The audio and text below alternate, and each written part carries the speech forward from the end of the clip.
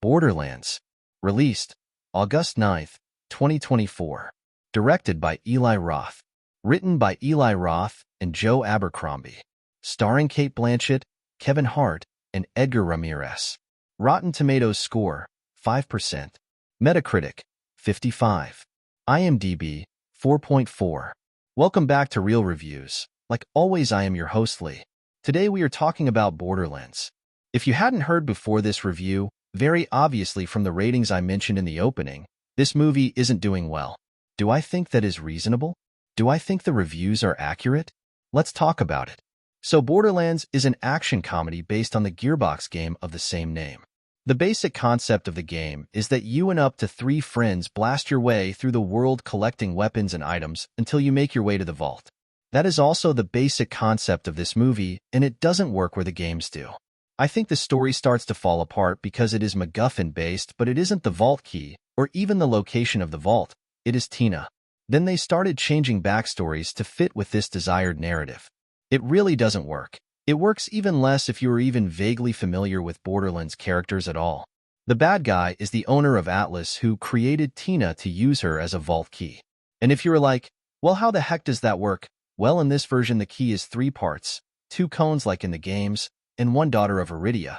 So the bad guy used blood he found to create Tina, forcing her to be said daughter of Iridia.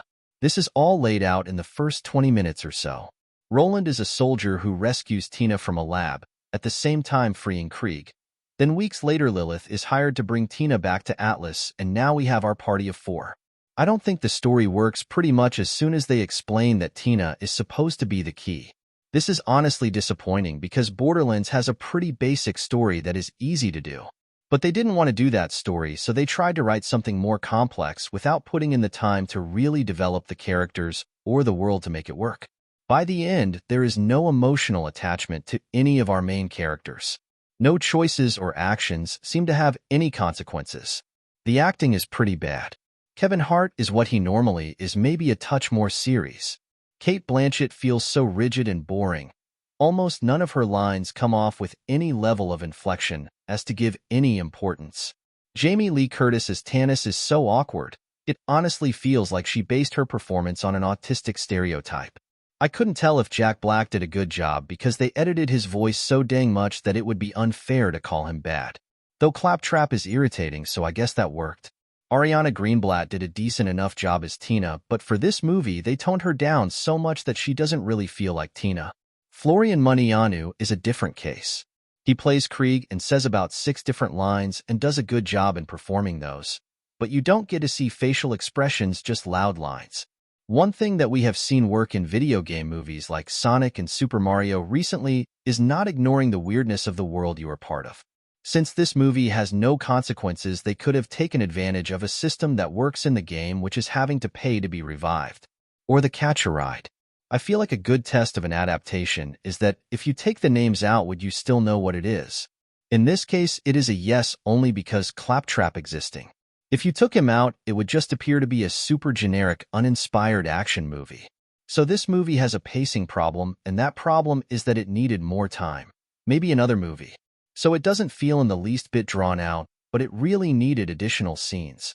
I also feel like Lilith works in the most basic sense as a protagonist. One of the outright worst parts of this movie is that I would guess 90% or more of the scenes have a green screen. That wouldn't be bad. Things like The Mandalorian exist where they use advanced techniques to create perfect scenes. Here in Borderlands you can tell, the cars look weird. Backgrounds are noticeably inconsistent with the characters. Real objects are super noticeable, as they just look completely different than objects near them. If you are a regular viewer, you might have noticed that there are no questions, and that is very intentional. I just didn't think that they would add anything this time. Overall, I have this movie a 3 out of 8 or 3.75 out of 10.